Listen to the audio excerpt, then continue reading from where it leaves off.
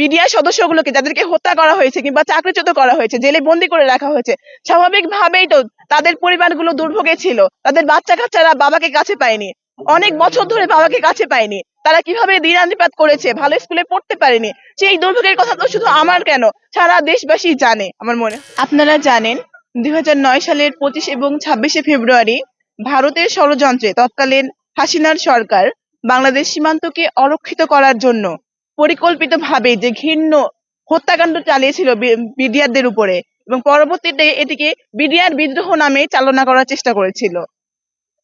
আজ এত বছর ধরে সেই নিরীহ বিডিআর পরিবারগুলো দুর্ভোগ পোহাচ্ছে। আমরা আমরা ছাত্র জনতার পক্ষ থেকে আমরা চেয়েছি তাদের সেই দুর্ভোগের অবসান ঘটুক। যে নিরীহ বিডিআর সদস্যগুলো এখনো কারাগারের ভিতরে বন্দী রয়েছেন, আমরা চেয়েছি অতি দ্রুত সময়ের মধ্যে তাদেরকে যেন মুক্তি দেয়া হয়, এবং যাদেরকে অন্যায়ভাবে চাকরি থেকে পদচ্যুত করা হয়েছে, আমরা চাই ক্ষতিপূরণ সহ তাদেরকে যেন চাকরিতে পুনরায় নিয়োগ দেওয়া হয়। সেই লক্ষ্যেই আমরা কাজ করে যাচ্ছি। আপনারা জানেন গতকাল আমরা অন্তর্বর্তীকালীন সরকারের প্রধান উপদেষ্টার সাথে দেখা করতে গিয়েছিলাম। তার কাছ থেকে আমরা কোনো ধরনের আশ্বাস পাইনি। এমনকি আমরা বিচার বিভাগ থেকেও ন্যায় বিচারের কোনো ধরনের আশ্বাস আমরা কিন্তু পাইনি। আর আপনারা ইতিমধ্যে জেনেছেন তারা কিন্তু বিভিন্ন ধরনের নথিগুলোকে পুড়িয়ে ফেলেছে। আমাদের প্রশ্ন হলো আজকেই কেন এই কর্মকাণ্ডটি হবে? আমরা শাহবাগ ব্লকের কর্মসূচি হাতে নিয়েছিলাম এবং জনদুর্ভোগের কথা চিন্তা করে আমরা সেই ব্লকের কর্মসূচি প্রত্যাহার করে আমরা শহীদ মিনারে অবস্থান নিয়েছি।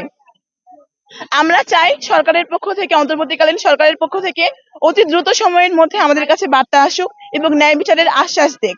না, সর্বস্তরের মানুষের সমর্থন আছে বলে তারা আসছে। কারণ আমরা তো সবাই জানি, মানে বিডিআরদের উপর যে ঘৃণ্য হত্যাকাণ্ড চালিয়েছিল তার সাক্ষী তো দেশের মানুষজন। তারা যে নিরপরাধ, তাদের যে কোনো দোষ ছিল না, এবং ভারতের মদদে পরিকল্পিতভাবে হত্যাকাণ্ড চালানো হয়েছিল, এটা সমগ্র দেশবাসী জানে। এবং আমরা যে আন্দোলনটা করছি তাদের পক্ষে, আমাদের পক্ষে কিন্তু সমগ্র দেশের জনগণই রয়েছে। তো তারা আসবেন, আমাদের সমর্থন জানাবেন, আমাদের আন্দোলনের সাথে একাত্মতা ঘোষণা করবেন, এটাই স্বাভাবিক। শুধু আমার বান্ধবী বলে কথা না, আমরা প্রতিটি বিডিআর পরিবারের দুর্ভোগ গুলো তো আমরা দেখেছি।